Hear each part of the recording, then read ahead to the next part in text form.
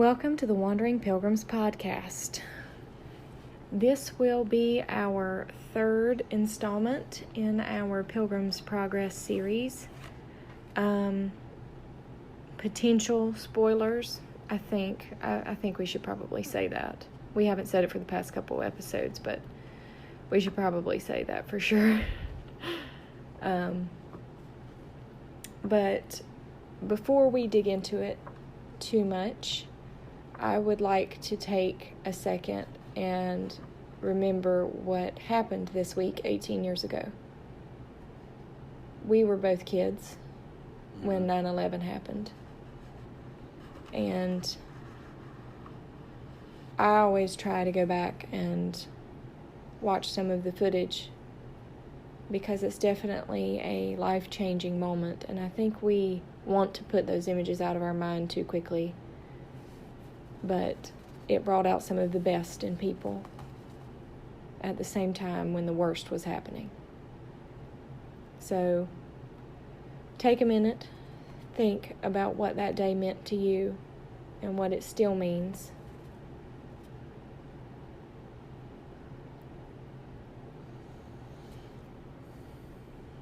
So, with that being said, and a moment taken for all of those people, let's dive in. So I don't figure we recap both episodes just to, I guess, if you're interested in catching up, go check out the first episode and second episode. The first one gets Christian/graceless from his home in City of Destruction after he finds a book and realizes his burden. And it gets him all the way to the wicket gate. That's where we left off in episode 1. Yep. Episode 2 literally dealt with nothing but the house of the interpreter, but there was a lot there. So I guess we pick up from there, which is where Christian is setting out from the house of the interpreter. And he's going down a road, and correct me if I'm wrong, but the road is walled because he's back on the path. But at this point, there's walls on either side. Yep, the wall is called salvation. The wall of salvation. Okay. And then he starts going up a hill, right? Or is there more that I don't remember? So in the long version, the hill and the cross, they're separate. Okay. In the short version and in some other versions, the hill of difficulty, which we'll get to in a minute, they're the same place. Okay. The hill of difficulty where he loses his burden. Because they're close they're to really each close other. to They're each really other. close to each other in the story. That's why we kept going back and forth on. Yeah. So, he comes to the cross, and his burden falls off, and it rolls down a hill and into a sepulcher, a tomb. So essentially, out of sight.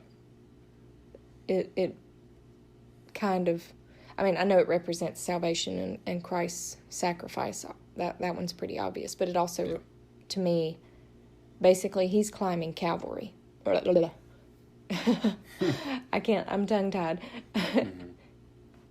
He's there, but it alludes to him being there. Yeah. Okay. Yeah. Okay. Yeah. He. I get tongue-tied from time to time.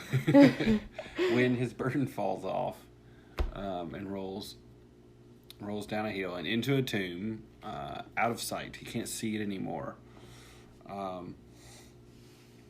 3 shining ones appear to him. And the first one tells him that his sins have been forgiven. So his burden is gone. Yeah. The second one gives him new clothes, takes away his rags and gives him new clothes. They're shiny, right? Yeah, glowy, they're shiny ornate clothes. Okay. Are they so- white? Or are they gold? Or is it even said? It's not really said. Okay. They're not really described. I guess I just always had this shiny image in my head. They're fine clothes. They're fine clothes. They're finer clothes than the rags that he had on. That would be about anything. Yeah. To me, that kind of symbolizes the difference between the person that you are before you're saved and the rags that you wear, and the clothes that you wear. The clothes that you wear and the person that you are after you're saved. You should have a full transformation. Yeah, and this is the beginning of it. It's part of that full transformation that takes place. Or should. Mm-hmm. You act different. You look different. You think different. Or at least try to. Yeah. Try to live differently. Or at least you act different, therefore you look different to everyone. Yeah, you're supposed to be set apart. Yeah. So. The third one puts a mark on his forehead, which, I mean, you can tie that back to Cain and the mark that he receives. Well, I think of Romans. But, yeah. That's what I think of. Yeah. I think of the fact that Roman citizens had a kind of like a passport. Mm-hmm. If you were a Roman citizen, then you...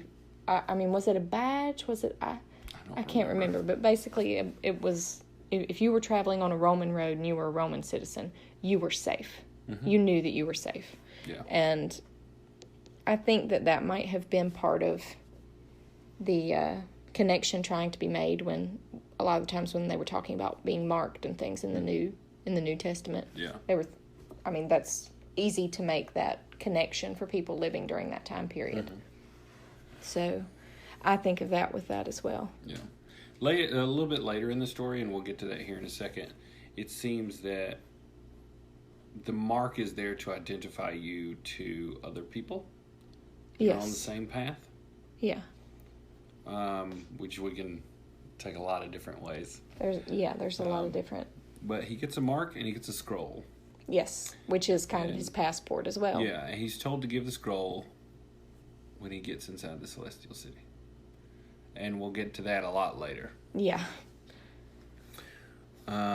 So then he's traveling and he comes upon, he's moving a little bit more, and he comes upon three men, Simple, Sloth, and Presumption. And he says, he's like, hey, they're chained together. And he's like, hey, you need to move from where you're at. They were on a cliff. They were sleeping on a cliff, on the edge of a cliff. Mm-hmm. Now, I always have a hard time remembering that they're chained. Yeah. But... they're chained together. Why do you think they're chained together? Those three things go together. Being simple and ignorant of things. Being slothful. Lazy. And assuming. Presumption. Yeah. Presumptive and making assumptions. Yeah, those three do kind of show up together a lot. He warns them of the danger that they're in, and... one said there's no danger. Yeah, I don't see any danger. And one wanted lazy. Sloth, of course, wanted more sleep. Just wanted to go back to sleep. And Presumption said, what was it? Something about every tub stands... every tub must stand on its bottom. Okay. Okay. Yeah, I can do a little bit more research into that. But it's a presumptive statement. It's a statement of fact. Obviously, and that's one of the things that it threw at me. Oh, really? Of course, every tub. Yeah. Has to stand on its bottom. It's one of those. It's a very obvious statement. It's a presumption. And maybe that's what it is. Maybe it could be an old saying that I need to do a little bit more research to. I always found it odd. It very could be one of those statements, and it's obvious, and it's there to be obvious. Yeah, but maybe not so much. Like every once in a while, you'll have someone put out a quote of themselves or a quote of someone else. And you read it, and it's supposed to have meaning, but it doesn't. It's just... Well, I think it's just an obvious statement. I think part of our thing with this is that it's probably just an obvious statement, but everything in this book has so much meaning and symbolism and things to dig into, that when you're met with just a simple, unassuming, just a statement that someone would make, you're trying to read. Maybe we're just trying to make it harder than it is and read into it. And to be honest with you, I think this is a good book because this man is standing there going, "You are in danger," and he's like, "Every tub must stand on its bottom." Like, what does that have to do with anything? Yeah, I know. Yeah, but like reading some of the things that people say. Yeah, it goes right along with that. Well, they're presuming and assuming something from a small amount of knowledge and information, but they're too lazy to go look for the real answer or to do anything about it, and or they're ignorant about their facts and things. So that makes sense with it being chained together as well. But I liked that Christian said something about devouring lion. And to them. So that's where I think the symbolism kind of and the more to it kind of picked back up. Because if it's referencing the sinners of the world as these three together, as most sinners of the world are more than likely have some of these three traits. One of these traits. Most people, in general. These traits can prevent them from salvation. Very easily. But on the flip side of that, because we've read this, I don't know how many times at this point. So we know that those three things can prevent people from recognizing their salvation and turning to the right path. But this is also after Christian's burden falls off. Now, obviously, he meets other people on the road past the cross that don't have burdens, that never went that way, and we could get into that for a whole nother time. But these people are after that trial for him. And when I was reading it the first time, my question was like, well, did they go up the hill? Did they have their burdens released? And then once they got down the hill, did they think they were done? It could be. You see the analogy there? So those people made it to salvation, to recognizing it, and then stopped. They didn't, the ignorance, they didn't go look and learn. They were lazy with their faith and growing as a Christian and getting on with their journey. And they presumed that they were saved and that they were done. So how many people have we met that were presumptive? Well, I think nowadays they have a little bit of the truth. And then presume the rest, that they're okay without knowing the rest of it, without going and reading it. That's why we make such a point of saying go and read it for yourself, because you're supposed to know it for yourself so you can defend your faith, and so that you recognize people that are off the path and you can help them, people that are teaching falsely. I mean, there's so many reasons to read it for yourself, not to find your quote-unquote truth in it, because there is no you and your in the Bible. There's God's divine inspiration for the Word. So you reading it prepares you and gets you closer to God and understanding what it means to be a Christian and to live a Christian life. And without doing that, you're relying on someone else's version and interpretation. That may apply to their life. It may. And one time it may be helpful to you, but every time may not be. So that's why it's so important. But I did jot that down because of what you said. I mean, nowadays,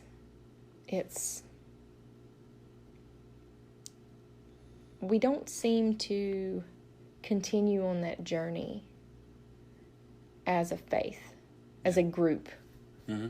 A lot of people, they find salvation, they say the sinner's prayer, or they go and they're baptized, or there's something typically that's a symbolic gesture of being saved. Yeah. But then they don't continue growing or continue on that journey. No, but they're most also people not taught how to. A lot of times. They're not encouraged on their journey with helpful resources in a way that can help them grow on an individual basis. They're put into a group or I don't even know what they call them anymore. I'm not sure. But you're right. Most people who seek salvation, they get saved. Or find. They get baptized. Maybe. And then they presume that they're done. Well, if they don't have any real good, solid information to the fact. This is true, and that is a failure of the people who are supposed to be teaching them. Yeah. But also, it's your journey. It is your journey. So if you fail to complete it, yeah, it's on you at the end. It's your fault. I would just like to see, I guess, more people, when someone does that, whatever their reasons may be, some of these people may literally be doing it for acceptance and to be part of a group. That might not be the right intentions, but it may be a step to get them on the right path. And true. If they were met every single time that they finish the sinner's prayer, or they walk back from the altar call, or they come out of the baptism pool, they're given a Bible. Yeah. A Bible in a good edition that doesn't have any other interpretation, any helpful side notes, nothing. Just the word. Just the Bible, and are told, your next step is to read this book and understand it to the best of your ability. In this story, it's a map. It is. It is a map. It's the beginning. That tells you where you're going. And how to get there. And how to get there. What you need to do to get there. And this story expresses over and over and over that there is an end goal. There is a place that you're going. But the journey is the most important thing that you will undertake. Yeah. And it's difficult. Very. And hard. And scary. But this book can help you through all of it. Yeah, you have a map. And you have a phone a friend if you need it. Yeah. You have this map that will help you do it. That will help you get there if you just read it. And that comes up later in the story. Yeah, it does. But we're talking about that too. You need to read it for yourself to help you on this journey, to know it for yourself and to grow. You also have to learn how to pray, and the best way for you to learn how to pray is in that book. It teaches outlines you how to do it. all of it. But I would love to see more. When I say small, I mean no more than 8 to 10 people. Groups of accountability, partners, or whatever you want to call them, that can help people. Yeah. It doesn't matter who these people are, but you need somebody in your corner who knows where you are in your journey, who can look at you and go, you look like you're kind of falling off the wagon a little bit there with this. Because that's not meant in a mean and vindictive way when you have these small groups of people that care about each other. When you get larger groups is when you start getting gossip and vain and jealous and things like that. You can have them in small groups, but typically you can weed it out and see it pretty quickly and address it. That's another reason for it to be small. But you really need that person or group of people to help hold you accountable. That's why I like so much that eventually Christian ends up with people, partners to go with him on his journey. But I did find that was very interesting, the placement of it in the story of where they were. Like it was supposed to make you stop and think, okay, did these people go up that hill and then stop? Or just take it at face value, both of which are important to recognize, but I did find that very, very interesting. So, after he tried and failed to get them to stop sleeping on a cliff. Yeah, they all fell back asleep, and he had to move on. And that's one of the things, is that when you can only help somebody so far as it doesn't hinder you in your own journey. Well, they have to be willing. Exactly. They have to be willing to be saved. And these 3 men weren't willing to be saved. Mm-mm. They could have also believed they already were. Mm-hmm. Possibly. So, Christian moves on. And he moves... He meets 2 more people, doesn't he? Yeah, he meets 2 more people before he gets to the hill of difficulty. And one is named Formalist, and the other is named Hypocrisy. They're from the town of Vainglory. That sounds pompous. Yeah. Vainglory. Yeah. Oh. Well, this is where you see people doing things for the church, not just for the church. I think that's where he was going with it. That's where he's going with it. You see people doing things for their own satisfaction. And their own glory. Their own glorification. Yeah. But using the church as the measure. Yeah. Look what I did. Yeah. Look at me. Yeah. Well, I had a bunch of clothes that I didn't need anymore, so I gave them to charity so that poor people could have them. And then took a selfie of me doing it, so everyone knew how good of a person I was. Yeah. Yeah. And with the culture that we have now, it tarnishes the good. It does. It does. And you don't even realize it unless you're really careful and really looking. Or, how about this one? I stood on that stage and I sang my heart out to Jesus, but I looked at that camera the whole time. Yeah. Yeah, I've been to those. Mm-hmm. It's vainglory. Oh, yeah. Oh, yeah. It's vanity. Yeah. And therefore, you meet the formalist and you meet hypocrisy. Both of which jumped the wall to get on the road. Yeah, they didn't go through the gate like you're supposed to. They jumped the gate, or they jumped the wall so that they could get past the gate. And when Christian asked them, well, you can't, Christian's like, you can't do that. You have to go through the gate. You have to go through the gate. And at least at that part in the journey. Listen, man, people from our town have been jumping the wall for 1,000 years, okay? Like, it's tradition. It's tradition. It's customary to jump the wall where we're from, okay? Mm-hmm. And we can prove it. And he's like, it doesn't matter what your customary things are. It doesn't matter that it's tradition to jump the wall. You're not supposed to jump the wall. Yeah. It doesn't matter whether people have been doing it for 1,000 years. It doesn't make it any more right. Nope. To do it. And you can take from that what you want to take from that. There's a lot of tradition and a lot of things that people do for the sake of the tradition and for the sake of doing it that they shouldn't be doing.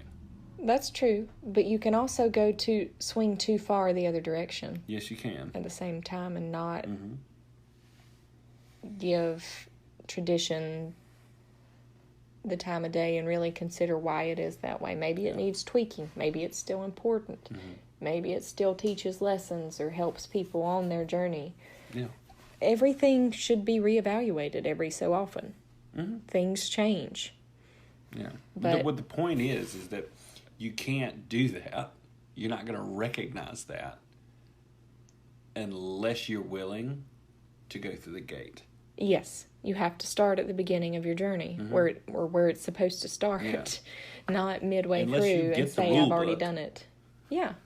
unless you get the rule book, you're not going to understand what is good and bad, good and bad, and why you should do this yeah. this way and not do this that way.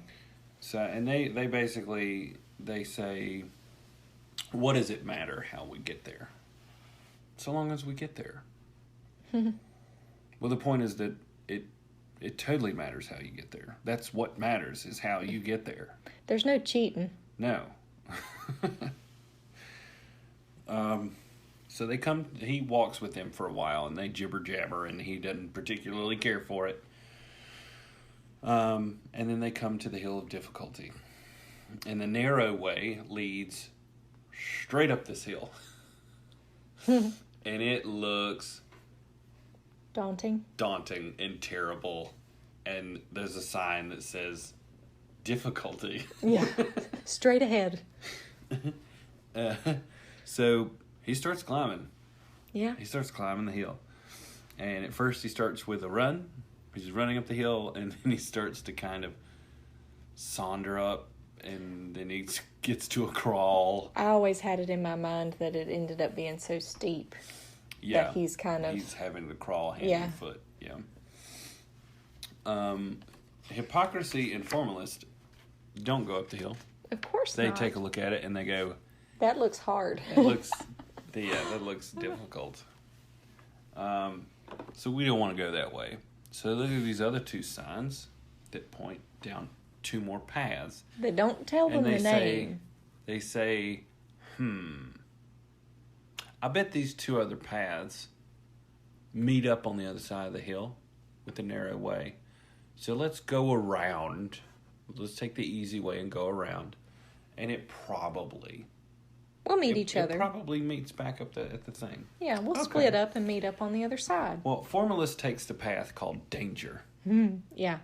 Not that he knows this at the time. And he falls down and dies. Yeah. And then hypocrisy takes the path called destruction. Yeah. And I have no clue what happened to him. Yeah, it just kind of... He didn't come back out on the narrow path, I know that. No. He just kind of ended there and never left wherever destruction led to. So as Christian is making his way up this hill, he comes to an arbor, which was built there for refreshment. Take a short rest, right? Be refreshed, and then continue up the hill. So he does this, and he falls asleep. Yeah.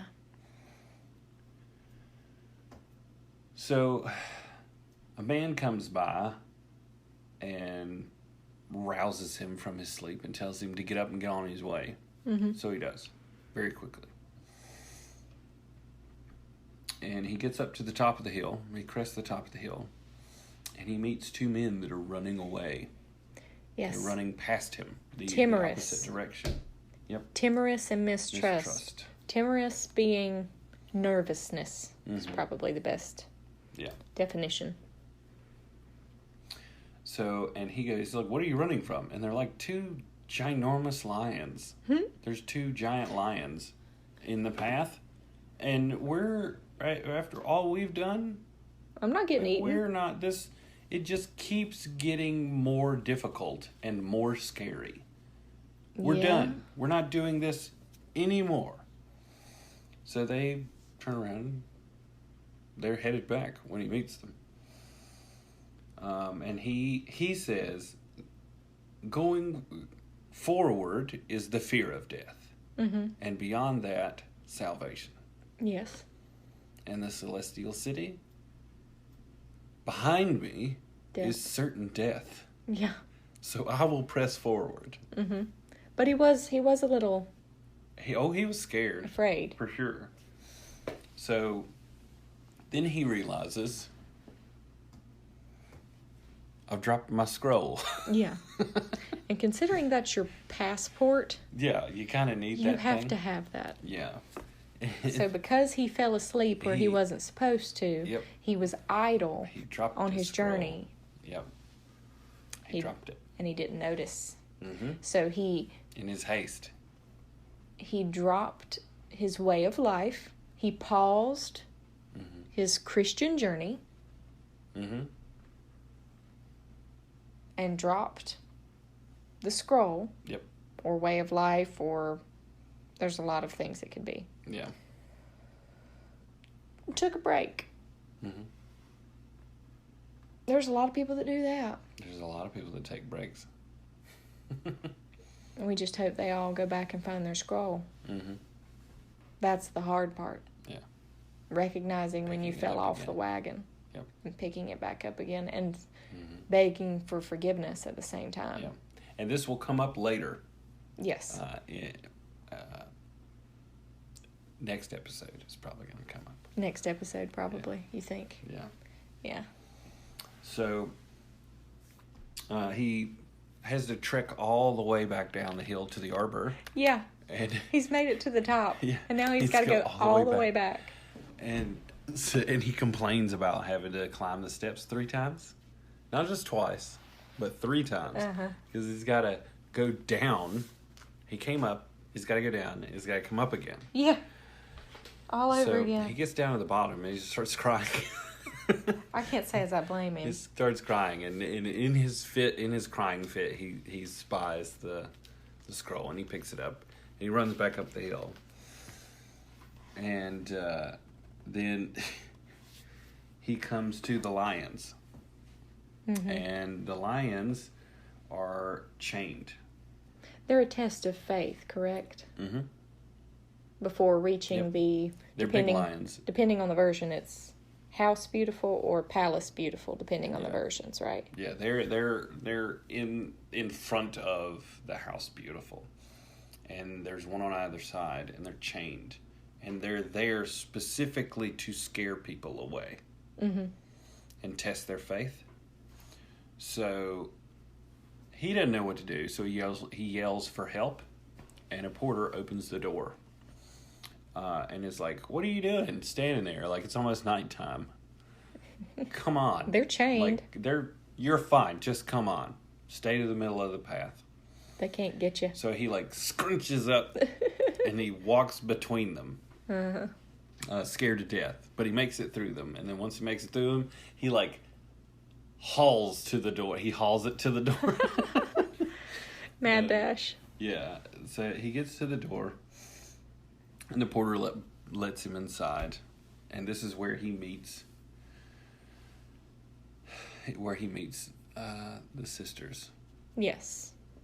Prudence, piety, and charity. And discernment. No, discretion. Sorry. Discretion. Yeah. But she has the spiritual gift of discernment. So, sorry. Get those two mixed up. He has a very lengthy conversation and dinner with them. With almost like each of them. Because the guy at the door, his name was Watchful. And he's like the only character where there's more than one named Watchful. But he asks him a ton of questions. And then he's pretty satisfied with the answers about where he came from, what all he's done, and things like that. And then he's like, discretion, come over here. Can you ask him some questions and see what you think? He's okay. Make sure he's all right. Yeah. She asks him more questions. And then eventually calls over the other 3 sisters, Prudence, Piety, and Charity. And then they talk more. Yeah, there's a lot of dialogue. dialogue. Of talking. Yeah. At the House Beautiful. It's very important dialogue, but it's something people need to read for themselves. Read it. Yeah.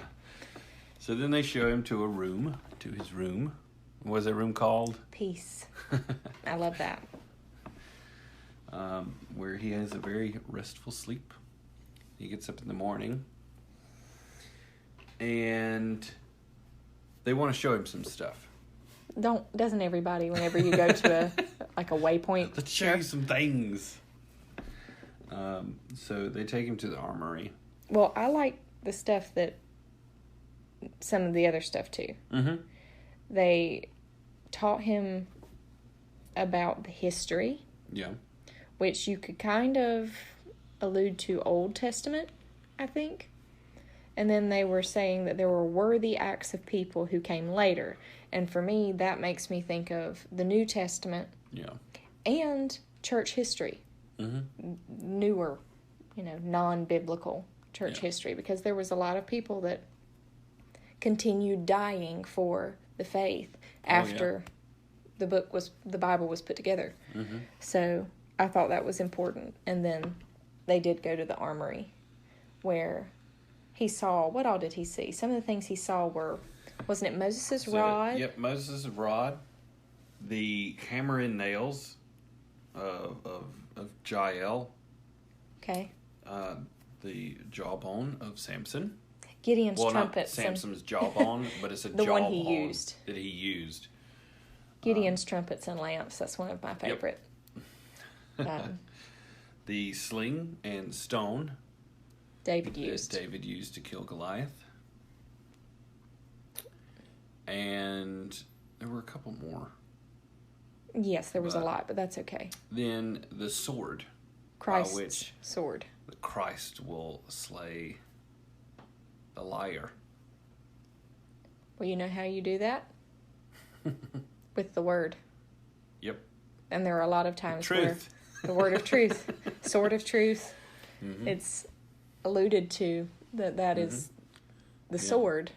And we can actually have that sword if we arm ourselves with the truth, with the word. Yep. So and if it's kind of a reference to, for me, it's a reference to, I think it's, is it Daniel that has a vision of Christ? I don't remember. There were a lot of prophets. So I need to read it again. But there's a vision of Christ in which he sits upon a horse. Yes. And a sword is coming. Covered in blood. And he has a sword, but he's not carrying it. It's coming out of his mouth. Yeah. I would wake up screaming if I had a dream like that. Yeah. But it's the sword of truth. He speaks it. But that also goes back to the, there's a reference in the New Testament, and I can't remember where it is, but it's hearkening back to Genesis, saying that Christ was with God when he created everything. Basically, it's equating Christ and the Word of God. So, again, you have this reference of Christ and the Word being part of God and using it in that way. So, I can't remember where the reference is. I was actually reading about that a day or two ago. I hate that I can't remember. I'm tongue-tied and forgetful tonight. But I think that's something that we forget a lot of the time. That we also have that ability to learn to arm ourselves and protect ourselves and help protect other people and help teach them. We have the book that gives us the knowledge, and it's just not used a lot. No. As the book itself. It's used as like a reference tool a lot of the time now. Yeah, rather than... Read it for yourself. Rather than something that can manufacture a weapon for you. Yeah. And more than a weapon. As Christians getting ready to learn. More than a weapon. Yeah. The Bible can give you more than just a weapon. It can protect you as well. So, he goes back, he stays several days. He's several days in a row, yeah. The next day, they show him the Delectable Mountains. That sounds which he'll right. Get to later. But they also show him an armory.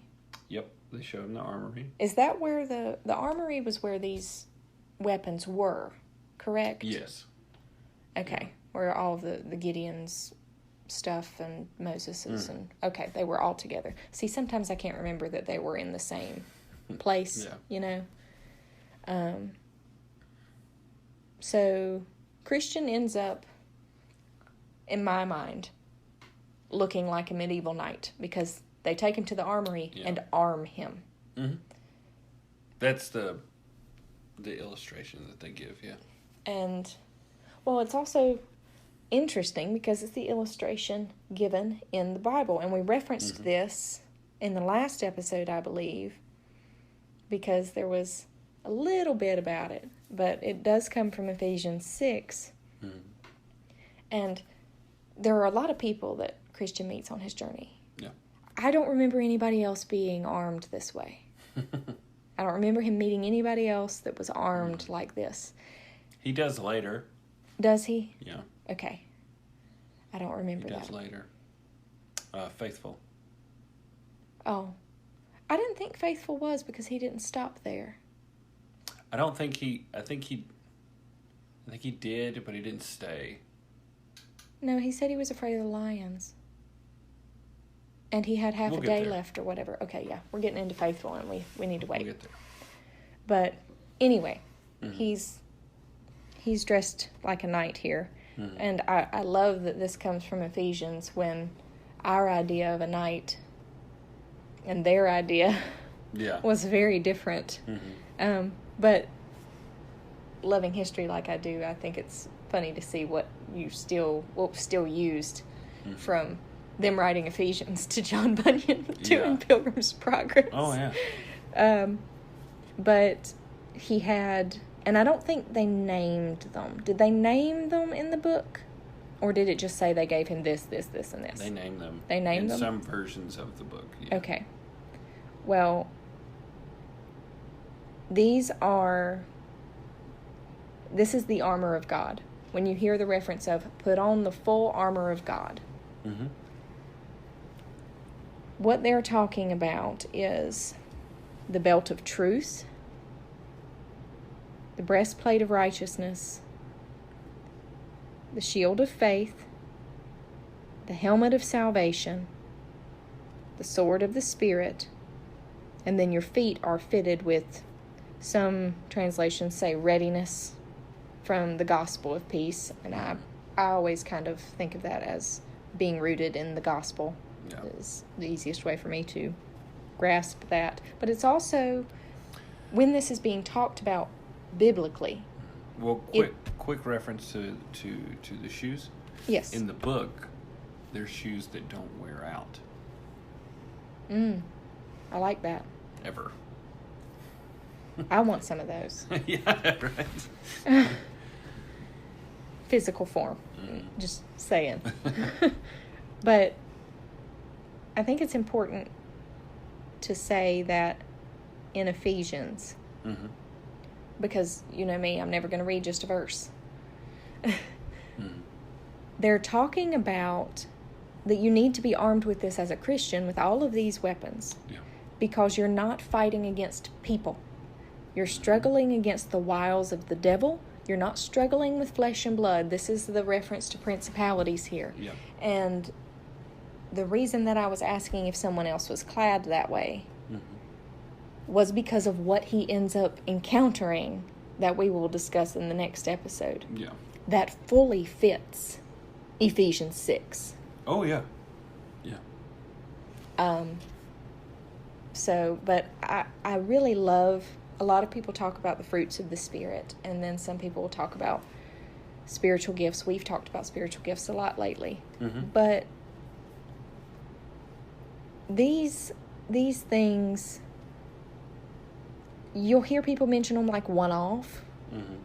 And I remember learning about them. But I remember doodling on a cutout or a piece of paper or something. It was a printout or something. I can't remember. But basically it was a knight, and you labeled all of the armor of God on the knight. And that was about the extent of the Sunday school lesson on it that I remember. Yeah. So, but the placement, too, I think, is important. Yeah. The word, the attribute with the physical item. Mm-hmm. So, sword of the Spirit, sword of the Lord, I guess, would be another way to put it. Mm-hmm. The Word was with God. The Word was God. So you have to arm yourself that way. You have to be strong in the Spirit and have a strong connection, I would say, for it to be your weapon. Yeah. but also the Word is the best way, really, for that to happen. Mm-hmm. And I love that your shield is faith. Your faith is your shield. So your faith can protect you and preserve you through all kinds of blows. Yeah. Throughout your life. And I like the part about where it's being labeled as your feet are fitted or shod with readiness from the gospel of peace, because you need to be rooted in that, yes. Mm-hmm. But you're ready. I like that translation, because you're always ready with the gospel of peace for anyone Mm-hmm. that you may come upon in your journey. Yeah. That never wears out, never tarnishes, never fades. Mm-hmm. So it's there for everyone. And then the helmet of salvation. I don't know. I kind of think of, they say you will be crowned when you go to the celestial city in this particular instance. Yeah. But to heaven that you'll be crowned. So I kind of crown and helmet. I don't know. I relate them. Yeah. Well, your salvation, it's always once it's recognized, it's always there. Yeah, that's Hanging. true. It's always there above your head Yep. as you walk through life. And then You know. there's also the breastplate of righteousness. Yeah. And you hear a lot of people talk about self-righteousness and things like that, but it's also righteousness, the way you live your life, Yeah. the true meaning, can protect you. Mm-hmm. And keep you away from these situations and keep you away from the wiles of the evil in the world. But the belt of truth, gird about your loins, as some of them like to say. Yeah. Why is truth a belt? That's always been the one that I have the hardest time figuring out. Why is it there? Why is it a belt? Is it because the truth of the word holds the sword of the Spirit and the sword of that? But also you have to think about how they wore belts when this was written. it held your clothes on. All of them. All of your clothes. So you need truth for all of the other things to work. Truth holds everything together. I like that. That makes So more it sense. used to be you wore a belt around your waist and it kept your cloak, or not your cloak, but your robes and everything together. Okay. It held everything together. I wasn't thinking about it Now that we way. just think about a belt holding your pants up. Yeah. Yeah. But I mean, your belt, it held everything together. If you think about wearing pants with a shirt tucked in, it not only does it hold your pants up, it helps keep your shirt tucked in. It does a kind of lot. the same premise. It holds everything together. Okay. So the truth holds all of those other things together. Okay. And without it, they fall off and you become naked. So you need the truth Mm-hmm. from the Word. Yeah. You need the Word to be fitted with readiness. Mm-hmm. You need the Word to defend yourself. The Word gives you the way to salvation for your helmet. Mm-hmm. The truth of the Word gives you all of that. And the truth of the Word grows your faith for your shield. Mm-hmm. And teaches you how to be righteous. So that does make good sense why the truth is the belt. I like that. I had never thought about that. I'm just thinking about holding somebody's pants up. Yeah. So I'm like, I really don't get it. Is it because it's connected to the sword? I don't understand. But that makes a good point. And so I'm trying to make sure that we've covered everything here, because he stayed there for a good long while, but it was nowhere near as much going on as the House of the Interpreter. Yeah. Important highlights for his journey, but not the same as the House of the Interpreter. It's deep, and there's a lot of meaning, but there's not as many things to read into. Yeah, it's pretty on the nose. Decipher, it's pretty, Okay. Yeah. Well, we know what's coming next, and we know that what we're going to talk about next is this an entire episode. It's a whole episode in and of itself. So I think we're probably to the point, because he's armed and he's ready to go, and he's headed towards the they valley will walk of humiliation. him, right? They walk him to the valley of humiliation. They walk him down to the start of the valley of humiliation. Okay.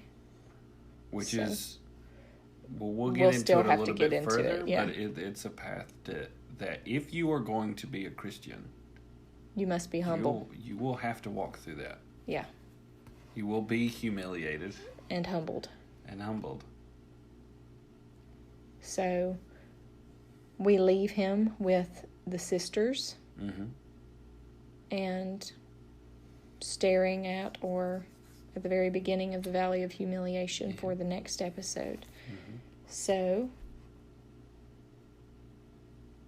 I think that pretty much covers from the House of the Interpreter to the Valley of Humiliation pretty thoroughly, actually. Yep.